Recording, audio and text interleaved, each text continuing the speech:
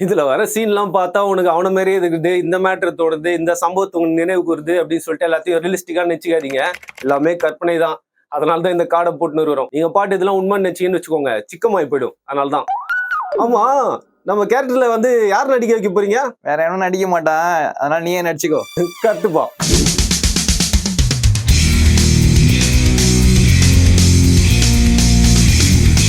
உதாரணத்துக்கு வச்சுக்கோங்க ரியோ, நீங்க இருக்கீங்க, உங்களுக்கு ராஜன் ஒரு அண்ணன் இருக்காரு. அவரை நம்பி நீங்க ஊக்கடிக்கிற தொழிலுக்கு இறங்கி நீங்க பாட்டு அவர் கூட வந்து அண்ணன் அப்படி சொல்றதாம்பா வேத வாக்கு அப்படின்னு சொல்லிட்டு ஒரு பின்னாடியே சுத்திட்டு இருக்கீங்க. ஆனா உங்க அண்ணன் சந்திரா என்ற ஒரு அழகான பெண்ணை பார்த்து கல்யாணமும் பண்ணி கொண்டு தொழில விட்டலாம் அப்படிங்கிறாரு. ஓ, நீங்க என்ன பண்ணுவீங்க? உங்களோட பிழைப்பு என்ன இருக்குது ரியோ?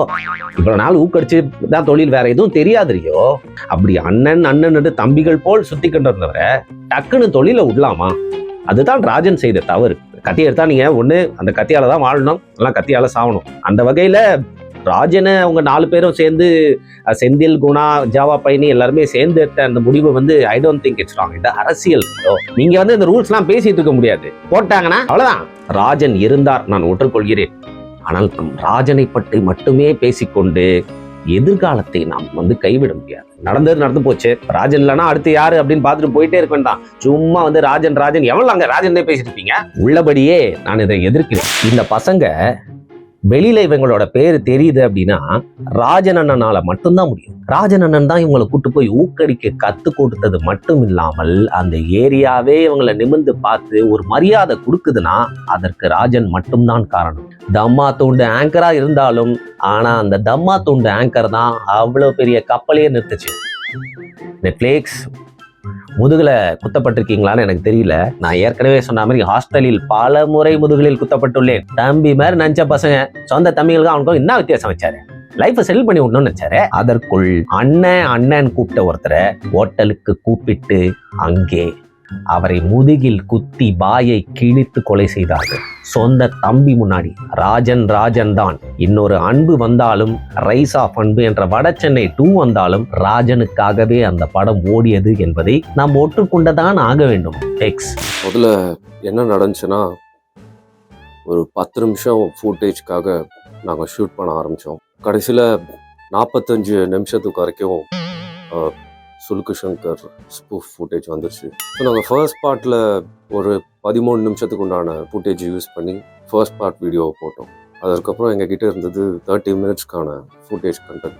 எனக்கு ஒன்றும் இதை வச்சு மில்க் பண்ணணும், திரும்ப உங்கள் ஸ்பூஃப் வீடியோ போடணும்னு எந்த விதத்துலேயும் தனிப்பட்ட ரீதியாக விருப்பமே இல்லை. ரசிகர்கள் விருப்பப்பட்டாங்க அப்படிங்கிறதுக்காக மட்டும்தான் நான் அதை செய்கிறேன். எனக்கு ஒரே மாட்டில் இருந்து 2வது வாட்டி கறக்கிறது சுத்தமாக பிடிக்காது. செண்பகமே வந்தேண்டா பால்காரன், இந்த மாதிரி பாட்டெல்லாம் வந்து கேட்டாலே கேட்காம ஒதுங்கி போகிற ஆள் நான். என்னை மன்னிச்சிருங்க. இந்த வேல்யூபிளான 30 மினிட்ஸ் ஃபுட்டேஜை என்னால் வந்து யூஸ் பண்ணாமல் டிலீட் பண்ண முடியல. என் ஃபேன்ஸோட ரிக்வஸ்டின் பேரில் நான் கடைசியாக ஒரு வாட்டி இந்த ஸ்பூஃப் வீடியோவில் உங்களை மாதிரி இம்பர்சனேட் பண்ணி இந்த வீடியோவை என் ஃபேன்ஸ்க்காக டெடிகேட்.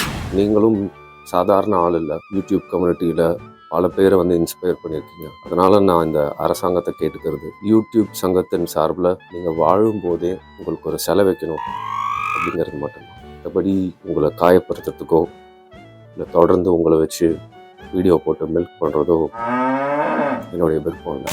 இன்னைக்கு இருக்கிற சூழ்நிலையில தன்னுடைய நேரத்தையும் முக்கியமா காசையும் செலவு பண்ணி பல ஆண்கள் பிரீமியம் சப்ஸ்கிரிப்ஷன் வாங்கி, பிரீமியம் சப்ஸ்கிரிப்ஷன் தொகை என்பது ஒரு 300 ரூபா வரும்னு நினைக்கிறேன். என்னப்பா வாங்கி அப்பையும் பார்த்தீங்கன்னா ஒரு பெண்ணின் மனதும் வலித்து விடக்கூடாது என்ற ஒரே காரணத்திற்காக ஒருத்தரை கூட ரெஸ்பெக்ட் பண்ண மாட்டான். அதான் ஆணின் மனது. ஃபுல்லி ரைட் ஃபுல்லா ரைட் ஃபைப் தான் ரியோ. எந்த பெண்ணையும் அழகின் அடிப்படையில் ரிஜெக்ட் செய்துவிடக் கூடாது என்பதற்காக, ஆணின் மனம் பெரியது என்பதை சொல்வதற்காகவே இந்த கூட்டை நான் எடுத்து வைக்கிறேன். உள்ளபடியே இது என் கருத்து. I'm not going to change this. அவனுக்கு வாழ்க்கையில லெஃப்ட் ஒன்று இருக்கிறது தெரியவே தெரியாது ரியோ. I challenge now. அத்தனை பெண்களையும் சொல்லிட்டே போயிட்டே இருக்கலாம்ப்பா. அப்படி இருக்கிறப்போ ஒரு 300 ரூபா அவன் கஷ்டப்பட்டு சம்பாரிச்சு அதுக்கு ஒரு சப்ஸ்கிரிப்ஷன் கட்டி ரைட் ஸ்வைப் பண்ணி காலையில எழுந்து பாக்குறான். No like. இவன் மட்டும்தான் லைக் பண்ணி வச்சிருப்பான். பார்த்தா உங்களுக்கு ஒரு பையனா இருந்தது பார்த்தா மட்டும்தான் தெரியும் நீங்க ஒரு பையன், நீங்க புரிஞ்சுப்பீங்கன்னு நினைக்கிறேன். சரி, அப்படியும் ஏதோ ஒரு மேட்ச் ஆனா அங்க போட்டிருக்கா, நம்ம கஷ்டப்பட்டு ஒரு பிக்கப் லைன்லாம் இது பண்ணி போட்டா அதுக்கு வந்து ஒரு கே இல்ல ஹாய் தான் வரும்.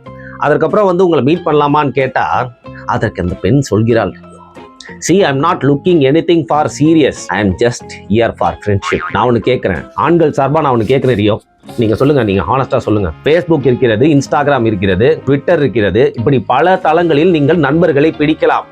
உங்களுக்கு டேட்டிங் ஆப் தான் கேட்கிறதா? நியாயம் இல்ல. மக்கள் பார்த்து கொண்டு இருக்கிறார்கள் ரியோ, இதுக்கு மேல நான் எதுவும் சொல்றதுக்கு இல்லை. அதையும் தாண்டி நான் சொல்ல வேணான்னு பார்த்தேன், மக்களுக்கு புரிய வேண்டும். அதுல ஒரு பொண்ணு வந்து ஏ செக்ஷுவல்னு போட்டிருக்கா. எனக்கு ஏ செக்ஷுவல்னா என்னன்னு தெரியாது ரியோ, நான் டேட்டிங் ஆப் யூஸ் பண்ண அந்த அனுபவத்தை சொல்றேன். அப்போ நான் பி செக்ஷுவல் அப்படின்னு சொன்னேன், கோச்சிட்டு பிளாக் பண்ணிட்டு போயிட்டாரியோ. எனக்கு புரியல. பெண்களுக்கு இந்த நவீன சமூகத்திலும் முற்றிலுமாக பாதுகாப்பு இல்லை அப்படிங்கிறது தெருக்கள்ல மட்டும் இல்லைங்க. ஜஸ்ட் பிகாஸ் நீ ஒரு ஆப்ல ஒரு பிரீமியம் வாங்கிட்டு ஆப்புக்குள்ள நுழைஞ்சிட்ட அப்படிங்கிறதுக்காகவே என்ன காதல் பண்ணவா வரான்? பொம்பளை பொறுக்கிங்க இந்த பசங்க. லெஃப்ட்ல தள்ளணும்ன்ற ஆப்ஷனே இவங்களுக்கு தெரியல. நெட்ஃபிளிக்ஸ் ஃபுல்லா எந்த பொண்ணா இருந்தா போதும் என்று நினைக்கிறார்கள், ரைட்ல தள்ளிக்கிட்டே இருக்காங்க. அதையும் தாண்டி அந்த பெண்களிடம் இவர்கள் ஒரு ஃப்ரெண்ட்லி அப்ரோச் வைத்துக் கொள்வதே இல்லை. அப்படி எப்படியா பொண்ணு பேசுவா? உன்னை நம்பி வந்து ரெஸ்டாரண்ட்டுக்கு எப்படி வருவா? இல்ல உன்னை நம்பி உன்னை பார்க்க எப்படி உன் வீட்டுக்கு வருவா? நீ தான் ஆப்புக்குள்ளேயே பாயிருங்க. கைஸ், பசங்க வந்து behaving like a predators. Netflix sources சொல்லக்கூடியது, ஒவ்வொரு நாளும் டேட்டிங் ஆப்பில் பல பெண்கள் அவதிப்படுகிறார்கள். இவங்க கிட்ட இவங்க பேசவே தெரியல, இவங்க அப்ரோச்சே இல்ல. இவனை வச்சுட்டு நான் என்ன பண்ணுவேன்? அவனை பார்த்தா பிடிச்சிருக்கு, ஆனா பேசினா இவ்வளவு கொடூரமானவனா இருக்கானே, பாயற கொரில்லா மாதிரி இருக்கு அவன் பேசுறத பார்த்தா. எப்படி நான் வந்து சேஃப்டியா ஃபீல் பண்ண முடியும்னு கேட்கறாங்க நெட்ஃபிளிக்ஸ். பல பெண்கள் என்னிடம் வந்து மெயிலையும் டிஎம்லையும் வந்து தனிப்பட்ட முறையில தொடர்பு கொண்டு சொன்னதை தான் அவங்க கிட்ட ஷேர் பண்ணிக்கிறேன். பிரகாஷ், என்னோட வளர்ச்சியில உங்களோட பங்கு ரொம்ப அதிகம். டிஃப்ரெண்ட்டாக வந்து தம்ப்நெயிலில் வந்து பார்த்தீங்கன்னா என்னை வந்து செதுக்குறீங்க. ஸோ தீபாவளிக்கு உங்களுக்கு போனஸ் போடலாம் அப்படிங்கிற ஒரு முடிவுக்கு வந்துட்டேன். எனிவே, இந்த வீடியோ எடிட் முடிச்சுட்டு சொல்லலான்னு பார்த்தேன். இந்த வீடியோ எடிட் எப்படி போயிட்டு இருக்கு? முடிச்சிட்டிங்களா? ஒரு சின்ன டெக்னிக்கல் இஷ்யூ, ரெக்கார்டு போட மறந்துட்டேன்னா. ரேங்க் எதுவும் பண்ணலையே? இல்லைண்ணா, நிஜமாவே மறந்துட்டேன்னா.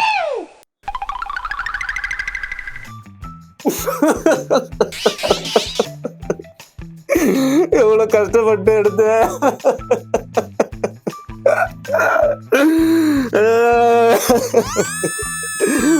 படிச்சு சொன்னானே, கண்டிஷன்ஸை ஃபாலோ பண்ணடா பிரகாஷ், ஃபாலோ பண்ணடான்னு.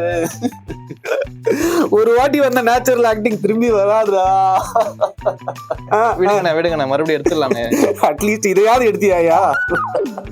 போட்டேன், இப்பதானே போட்டேன். ஐயோ, திருப்பியும் தெரிஞ்சது ஆளுற மாதிரி. நீங்க என்ன வேணா சொல்லுங்க, இன்னைக்கு வரைக்கும் சேஃப்டினா ஐபோன் தான். ரீசேல் வேல்யூ இருக்காயா? உன் போனை திருப்பி எடுத்துட்டு போயிட்டு உன் அதே ஷோரூம்லேயே திருப்பி கொடுத்து பாரு. 1 வருஷம் 2 வருஷம் கூட தேவையில்ல.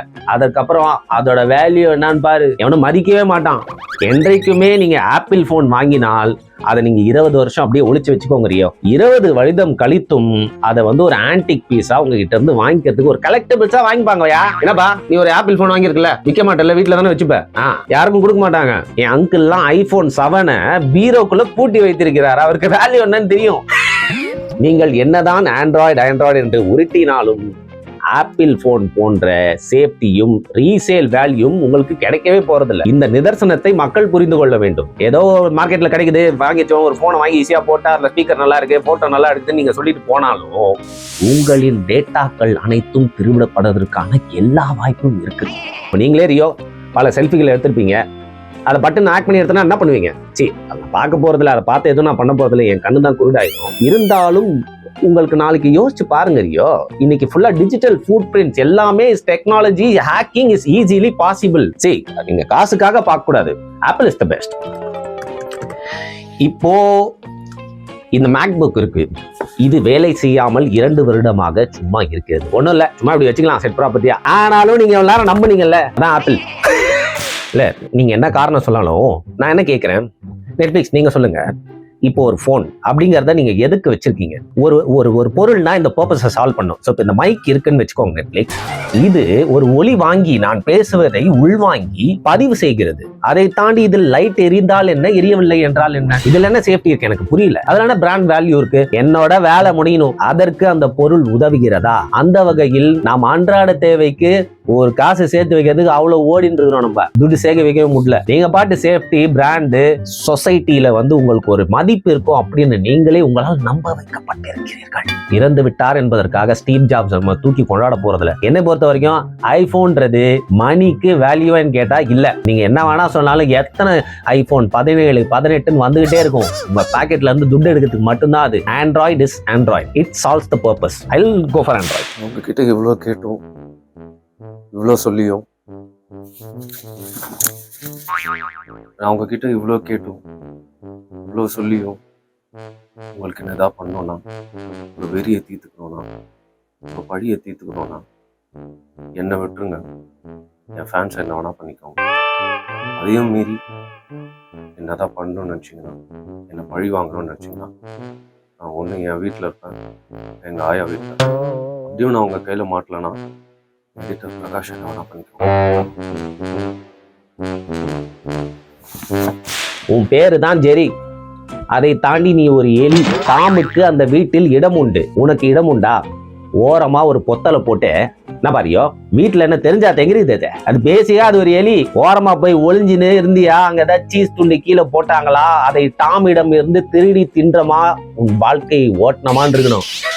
சும்மா வந்து இந்த டாம் கிட்ட சண்டையில் சென்று கூடாது. எவ்வளவு வழிகள். தன்னை எஜமானின் வீட்டை காப்பதற்காக ஒவ்வொரு நாளும் டாம் எடுக்கக்கூடிய அந்த முயற்சியெல்லாம் பார்த்தா நம்மளுக்கு வலிக்குறியோ. எத்தனை வாட்டி ஒரு பேனை வச்சு மூஞ்சில் அடிச்சு பேன் மாதிரியே மாத்துறது. வெளியில இருந்து நம்ம ஸ்பைக்கை கூட்டின்னு வந்து டாம் எத்தனை வாட்டி கடிக்க விட்டுருக்காங்க. இதான் நியாயமா? மக்கள் பார்த்து கொண்டு இருக்கிறார்கள். அதாலதான் சொல்றேன், நான் ஏதோ தாழ்வா பேசுற மாதிரி இருக்கலாம் அறியோ, நான் உண்மையை தான் சொல்றேன். என்னதான் இருந்தாலும் நீ ஒரு எலி. உனக்கு வைக்கப்பட்ட பெயர் ஜெரி. அதனால் நீயும் ஏதோ ஒரு கேரக்டர் என்று நினைத்துக் கொண்டிருக்கிறாய். இந்த வீட்டில் டாமுக்கு கொடுக்கப்பட வேண்டிய மரியாதை இனிமேலாவது கொடுக்கப்பட வேண்டும். இல்ல டாம் ஒரு எபிசோட்ல வெளில இருந்து நிறைய கேட்ச போட்டு வந்து ஜெரியை அட்டாக் பண்றதுக்காக இந்த ரவுடி கேட்ஸ் எல்லாம் போட்டு, அது நிறைய பேர் நியாயம் இல்ல, போங்காட்டம்னு சொல்லுவாங்க. பட் ஜெரி மாதிரி ஒரு எலி கிட்ட வேற என்னங்க பண்றது? ஜெரி என்ன ரூல்ஸ் வந்து பிளே பண்ணுச்சு. இதோட டாமோட சைடை வந்து நம்ம பார்த்தே ஆகணும். என்னப்பா நீ அந்த எபிசோட் பார்த்திருப்பல, அந்த பொறிக்கேட்டெல்லாம் தான் கூட்டிட்டு வந்தேன். உலகத்தில் எப்பொழுதுமே வரலாற்றில் வலியவனுக்கு வலியன் வருவான். அந்த வகையில் நீங்க ஒரு ஊர்ல ஒரு பெரும்பான்மையா வாழ்ந்துட்டு இருக்கீங்க அப்படின்றப்போ சிறுபான்மை மக்கள் இருக்குதான் செய்வாங்க. அவங்களையும் நீங்க ஒத்து வாழ்றது தாங்க ஊரு. ஜஸ்ட் பிகாஸ் உங்க ஓனர் உங்களை வளர்க்குறாங்க அப்படிங்கிறதுக்காக ஏதோ ஓரமா ஒரு ஓட்டை போட்டு வாழ்ந்துட்டு இருக்க எலிய நீங்க கொடுமை பண்ணணுமா? உங்களையே அந்த எலி தாக்குது, நீங்க அந்த எலிக்கு பின்னாடி ஓடி அதை தாக்க, அதை கொல்ல முயற்சிக்கிறீங்க. அந்த எலியை பார்க்க ஒரு கசின் வருது, அந்த கசினையும் சேர்த்து கொல்ல பாக்குறீங்க. அது தம் தோண்டு மூஞ்சலி. கருணை என்று ஒன்று இல்லையா? அதனால்தான் ஜெரி வலியவனுக்கு இன்னொரு வலியவன் இருப்பான். அது உடல் வலிமையா மட்டும் இருக்க தேவையில்ல, மூளை மன வலிமை போதும் என்பதை எளிய மக்களுக்கு ஒரு உதாரணமாய் அவங்களோட ஒரு ஃபேஸா நிக்குதுங்க ஜெரி. டாம் தன்னுடைய ஆட்டத்தை நிறுத்திக் கொள்ள வேண்டும். இதுக்கு மேல என்னால முடியாதுப்பா. வீடியோ முடிச்சுக்கலாம். வீடியோ ரொம்ப சோகமா அழுது முடிக்க வேணாம். கொஞ்சம் ஏதாவது ஒரு பாட்டு பாடுங்கண்ணே. யோ ஏத்தி விடுறதுண்ணே. பாடுறதுக்கு ஒரு மோட்டிவேஷன் வேணும் பிரகாஷ், இல்லைன்னா பாட முடியாது. சரி இந்த 10 ரூபா வச்சுக்கோங்க, இதை வச்சு பாடுங்க. 10 ரூபாவா? என்னங்க நான் கூட சும்மா கலாய்க்கிறேன்னு நினைச்சேன் பிரகாஷ். உனக்காக ஒரு பாடல் பாடலாம் முடிவு பண்ணிட்டேன். இப்ப பாரு, பாட்டுக்கு ஏத்த மாதிரி ஒரு கெட்டப்ல வரேன். பாட்டு பாடுறதுக்கு 10 ரூபா கொடுத்ததுனால பாடலுக்கு 10 ரூபாய் அப்படிங்கிற பாட்டை பிரகாஷுக்காக டெடிகேட் பண்றேன். பாட்டலுக்கு 10 ரூபாய், பாட்டலுக்கு 10 ரூபாய், பாட்டலுக்கு 10 ரூபாய், பாட்டலுக்கு 10 ரூபாய். பாடலுக்குன்னு பாடுறதுக்கு பாட்டலுக்குன்னு பாடுறீங்கண்ணே. ஏங்க நான் பாடலுக்குன்னு தான் பாடுறேன், உங்களுக்கு தான் மப்புள் அப்படி கேக்குது. பாட்டிலுக்கு 10 ரூபாய், பாட்டிலுக்கு 10 ரூபாய், பாட்டிலுக்கு 10 ரூபாய், பாட்டிலுக்கு 10 ரூபாய், பாட்டிலுக்கு 10 ரூபாய், பாட்டிலுக்கு 10 ரூபாய். கொஞ்சம் வட்டியோட மாத்தி பண்ணலாம். பாட்டிலுக்கு 10 ரூபாய், பாட்டிலுக்கு 10 ரூபாய், 10 ரூபாய், பாட்டிலுக்கு 10 ரூபாய், பாட்டிலுக்கு 10 ரூபாய், பாட்டிலுக்கு 10 ரூபாய், பாடலுக்கு 10 ரூபாய், பாட்டிலுக்கு 10 ரூபாய், பாட்டிலுக்கு 10 ரூபாய், பாட்டிலுக்கு 10 ரூபாய்.